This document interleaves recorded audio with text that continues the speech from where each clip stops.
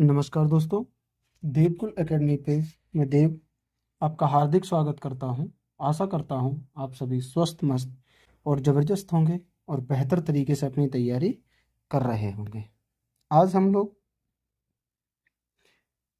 Current affair के 10 महत्वपूर्ण प्रश्नों का रिवीजन करने वाले हैं। आपकी फूल पत्ती वाली क्लास का रिवीजन कराया जाता है बहुत ही बेहतरीन तरीके से। रोज़ाना 10 बजे क्लास होती है। इसका पीडीएफ आपको टेलीग्राम चैनल पे हैंड रिटन पीडीएफ मिलता है, तो टेलीग्राम को ज्वाइन जरूर कर लें। और बेहतर तरीके से रिवीजन करने के लिए आप अगर चैनल पे नए हैं तो चैनल को सब्सक्राइब जरूर कर लें। तो चलिए शुरुआत करते हैं हम आज की क्लास की। आज का पहला प्रश्न है कि किस देश में स्थित माउंट एटना ज्वालामुखी में विस्फोट हुआ है। तो ये किस देश में हुआ है? तो इटली में स्थित है माउंट एटना ज्वालामुखी, जिसमें आपका एक भयंकर विस्फोट हुआ है। आगे आपसे पूछेगा कि भूमध्य सागर का प्रकाश स्तंभ किसे कहते हैं।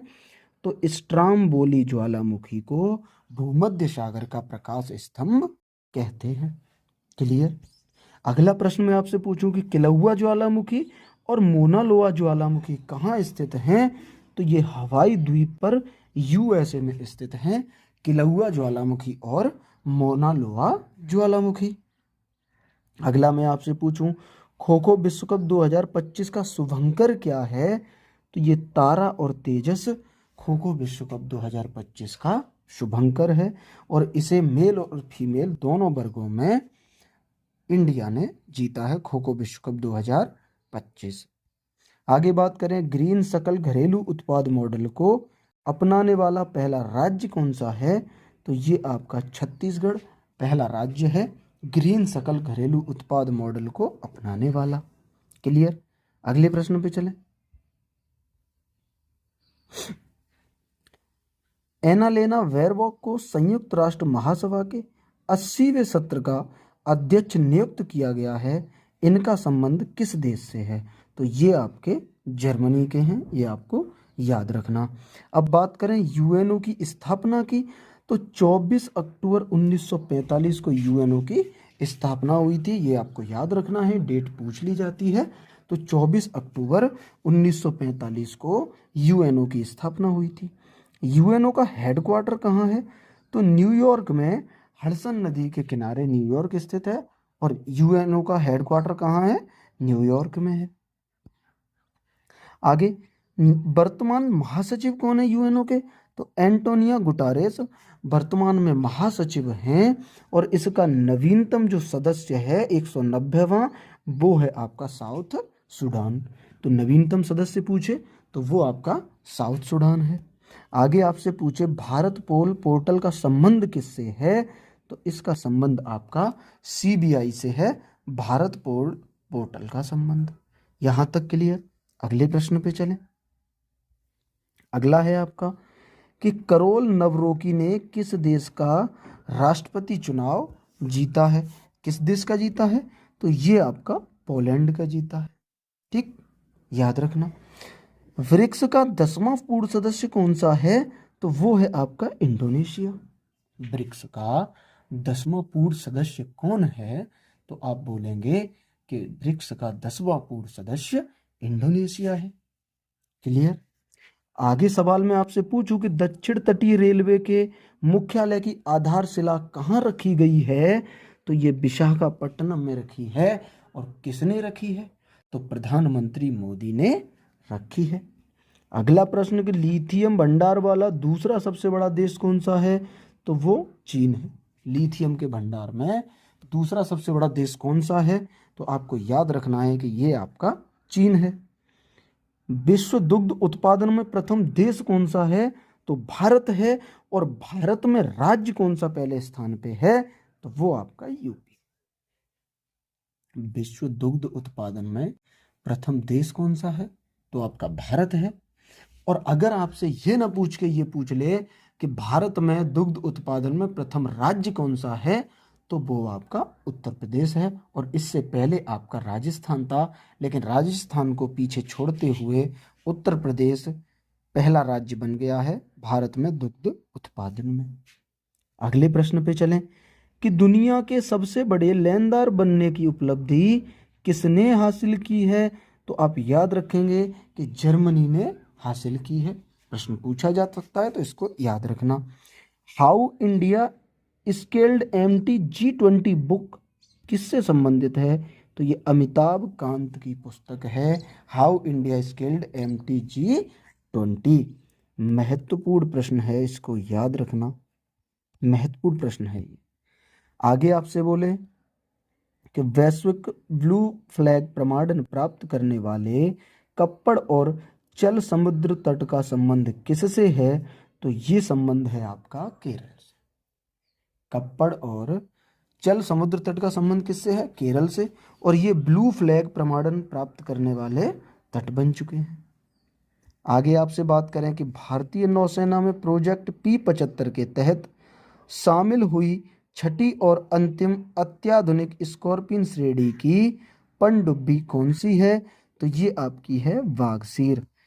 100% इस क्वेश्चन को आप याद रखना, ये पेपर में छपेगा प्रश्न, इसको 100% याद रखना है।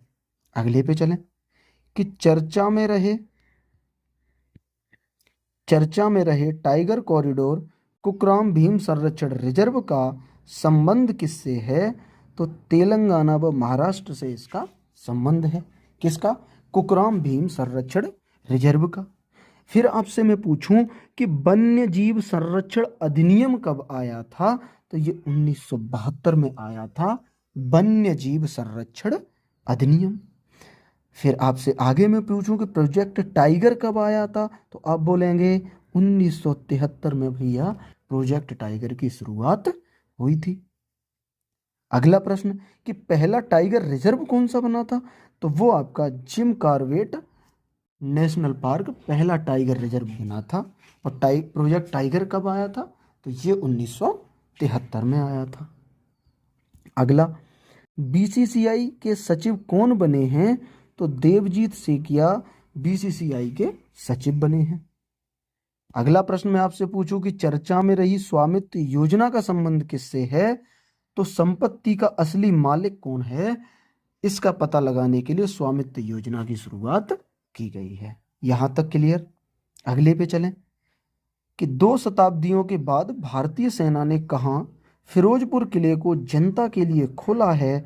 तो ये पंजाब में खोला। क्लियर? 2 शताब्दियों के बाद भारतीय सेना ने फिरोजपुर किले को जनता के लिए खोल दिया है। तो ये कहाँ खोला है? तो ये आपका पंजाब में खोला है। आगे मैं आपसे पूछूं कि यूएसए के 47वें प्रेसिडेंट कौन हैं? तो वो डोनाल्ड ट्रंप अमेरिका के 47वें राष्ट्रपति हैं। फिर आपसे प्रश्न पूछ सकता है कि अमेरिका के 50वें उपराष्ट्रपति कौन हैं? तो वो आपके जेडी वेंस हैं। ये दोनों आपको याद रखने हैं। ब्रिक्स ब्लॉक का 9वां भारत भागीदार देश कौन सा है? तो वो आपका नाइजीरिया है। ब्रिक्स ब्लॉक का जो ब्लॉक है उसका 9वां भागीदार देश कौन सा है? नाइजीरिया। आगे प्रश्न कि मणिपुर, मेघालय और त्रिपुरा का स्थापना दिवस कब मनाया जाता है? तो ये आपका 21 जनवरी को मणिपुर, मेघालय और त्रिपुरा का स्थापना दिवस मनाया जाता है। क्लियर? अगले प्रश्न पे चलें। खीर भवानी मेला का आयोजन कहाँ हुआ है? तो ये आपका जम्मू कश्मीर में खीर भवानी मेला का आयोजन हुआ है। क्लियर? आपसे पूछ सकता है कि जम्मू कश्मीर यूटी कब बने? तो ये 31 अक्टूबर 2019 को केंद्र शासित प्रदेश घोषित कर दिया था जम्मू कश्मीर को। अगला प्रश्न, एडेलमैन ट्रस्ट बैरोमीटर 2025 में भारत की रैंक कितनी है? तो ये 3rd रैंक है भारत की इसमें। फिर मैं आपसे पूछूं कि इंटरनेट शटडाउन में प्रथम रैंक किसकी है? तो प्रथम म्यांमार की है।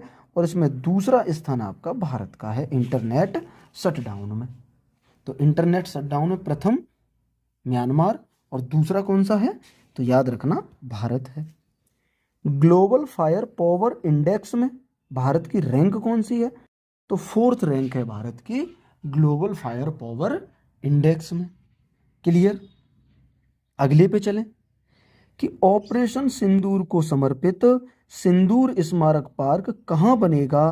तो ये आपका कच्छ में बनेगा ऑपरेशन सिंदूर स्मारक पार्क।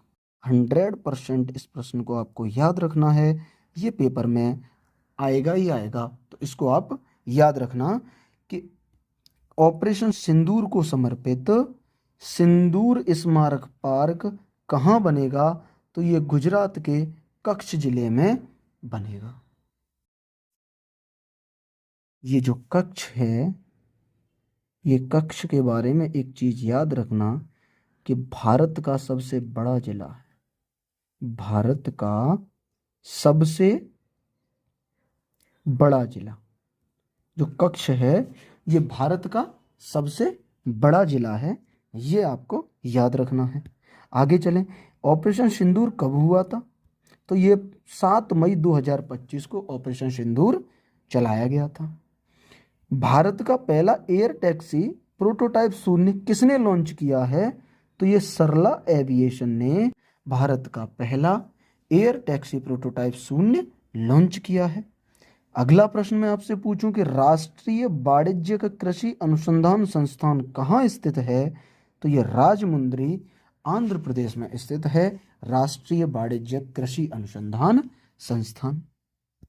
यहां तक क्लियर? अगला प्रश्न कि 27वीं अंतर्राष्ट्रीय ग्लास कांग्रेस 2025 का आयोजन कहाँ हुआ है? तो इसका आयोजन आपका पश्चिम बंगाल में किया गया है। कहाँ किया गया है? पश्चिम बंगाल में। क्लियर? अगले प्रश्न पे चलें कि दिवंगत फ्रांस के एंटियन एमिले वॉलियू ने किसका आविष्कार किया था? तो गर्भपात की गोली का आविष्कार इन्होंने किया था। फिर आपसे पूछे कि चेचक के टीके की खोज किसने की? तो ये एडवर्ड जेनर ने की थी। और वहीं आपसे पूछे कि रेबीज के टीके की खोज किसने की थी? तो रेबीज के टीके की खोज लुई पास्चर ने की थी। अगला आपसे पूछे कि पोलियो के टीके की खोज किसने की? तो आप बोलेंगे कि जॉन सॉल्क ने पोलियो के टीके की खोज की थी। यहां तक क्लियर? अगला प्रश्न कि नीति आयोग के पहले राजकोषीय स्वास्थ्य सूचकांक में शीर्ष स्थान किसे मिला है? तो ये आपका उड़ीसा को शीर्ष स्थान मिला है। तो इसको आप याद रखना कि ये पहली रिपोर्ट थी जिसमें उड़ीसा को शीर्ष स्थान मिला है। तो ये प्रश्न आपका इंपोर्टेंट बन जाता है।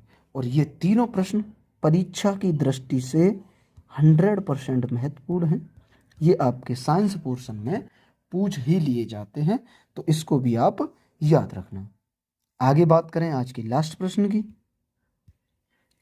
कि वर्ष 2025 का यूईएफए चैंपियंस लीग का खिताब किसने जीता है? तो ये आपका फ्रेंच क्लब पीएसजी ने यूईएफए चैंपियंस लीग का खिताब जीता है। आगे बीएसएफ ने ऑपरेशन सर्द हवा का आयोजन कहाँ किया है? तो ये राजस्थान में बीएसएफ ने ऑपरेशन सर्द हवा का आयोजन किया। समान नागरिक संहिता लागू करने वाला पहला राज्य कौन सा है? तो ये आपका उत्तराखंड पहला राज्य बन गया है समान नागरिक संहिता विधेयक लागू करने वाला। क्लियर? अगला प्रश्न कि चिनार पेड़ के लिए डिजिटल ट्री आधार पहल किसने लॉन्च की है? तो ये आपकी जम्मू कश्मीर ने चिनार पेड़ के लिए डिजिटल ट्री आधार पहल को लॉन्च किया है। फिर मैं आगे आपसे बात करूं कि तीसरा एआई शिखर सम्मेलन, तो ये आपका पेरिस में हुआ है। तीसरा एआई शिखर सम्मेलन पेरिस में हुआ है। इससे पहले मैंने तीनों शिखर सम्मेलन एआई के बताए थे, तो आपको पहला वाला बताना है कि पहला कहाँ हुआ था और दूसरा कहाँ हुआ था। ये आपको कमेंट करके बताने हैं। तो ये थी हमारी आज की क्लास। आशा करता हूँ क्लास आपको पसंद आई होगी। अगर क्लास अच्छी लगी है तो वीडियो को लाइक करें, ज़्यादा से ज़्यादा लोगों को शेयर करें, और अगर आप चैनल पर नए हैं तो चैनल को सब्सक्राइब जरूर करें। मिलेंगे अगली क्लास में, तब तक के लिए नमस्ते, नमस्कार एंड जय हिंद, वंदे मातरम।